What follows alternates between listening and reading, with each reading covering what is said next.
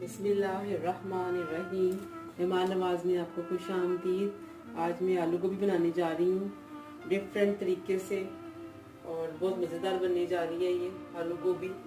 ये हम बनाना स्टार्ट करेंगे इसको भी। मैं आपको चीज़ें बताने लगी हूँ इसमें मैं क्या क्या डालने लगी हूँ।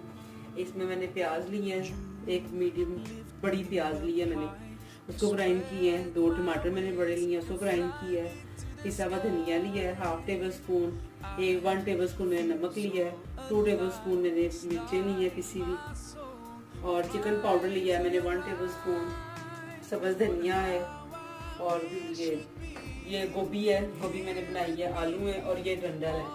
ये डंडल है, इसको हम ना मैं आपको बताऊंगी इसको क्या करना है। ये डंडल है जो हम गोभी की वजह से निकालते हैं डंडल, ये हम अलग से इसका बनाएंगे। मैं आपको बताऊंगी इसे किस तरह बनानी है हम लोगों ने। तो आज ही हम बनाना स्टार्ट करते हैं। बहुत मज़ेदार बनने जा रही है।